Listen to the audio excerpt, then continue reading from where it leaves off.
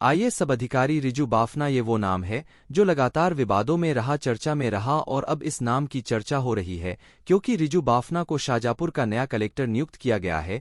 शाजापुर के पूर्व कलेक्टर रहे किशोर कन्याल का ट्रांसफर कर दिया गया क्योंकि उनका वीडियो सोशल मीडिया पर वायरल हुआ था जिसमें वो एक ट्रक ड्राइवर को उसकी औकात दिखाने की बात कहते हुए दिखाई दिए। विवाद बढ़ा और मोहन सरकार ने एक्शन लेते हुए किशोर कन्याल का ट्रांसफर कर दिया। उनके बाद अब शाजापुर की नई कलेक्टर बन गई है रिजू बाफना, जो पहले से ही विवादों में दिखाई दी है। पूरा मामला क्या है और कौन है रिजू बाफना, विस्तार से इस रिपोर्ट में बताएंगे। रिजू बाफना इसके पहले नरसिंहपुर की कलेक्टर थी। हालांकि आपको बता दें कि रिजू बाफना का विवादों से पुराना नाता है, कई बार वो अफसरों से उनकी झड़प हुई है।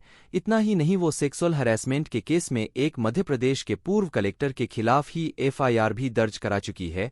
आपको बता दें कि रिजू बाफना छत्तीसगढ़ की मूल निवासी है। साल 2013 में यूपीएस की परीक्षा दी थी जिसमें उनकी 77वीं रैंक आई थी। रिजू बाफना साल 2014 से मध्य प्रदेश कैडर की आईएएस ऑफिसर रही हैं। यूपीएससी में चयन होने के बाद जब वह प्रशिक्षण लेकर लौटीं तो उन्होंने सिवनी जिले में प्रशिक्षु आईएएस अधिकारी के रूप में काम संभाला।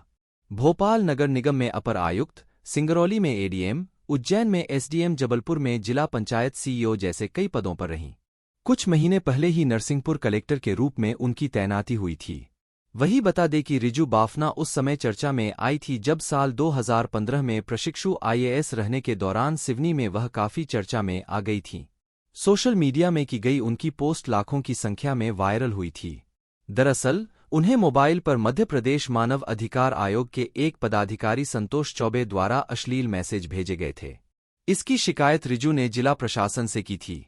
तत्कालीन कलेक्टर भारत यादव ने तत्काल कार्रवाई करते हुए संतोष को हटा दिया था।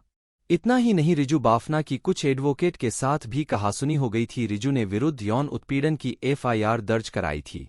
जब वे बयान दर्ज कराने अदालत गई तो कोर्ट रूम में एक एडवोकेट कुछ लोगों के साथ मौजूद थे। उन्होंने बयान देने को लेकर असहज महसूस किया। तब रिजू ने मजिस्ट्रेट से स्टेटमेंट इन कैमरा रिकॉर्ड कराने का अनुरोध किया था। तब कोर्ट रूम में मौजूद वकील के साथ रिजू बाफना की बहस भी हो गई थी। इतना ही नहीं, उज्जैन के नागदा में भी रिजू बाफना जब एसडीएम थी तब शाजापुर के एएसपी से सर्किट हाउस बुकिंग को लेकर उनकी बहस भी हो गई थी। इस मामले की चर्चा भी पूरे प्रदेश में खूब हुई थी।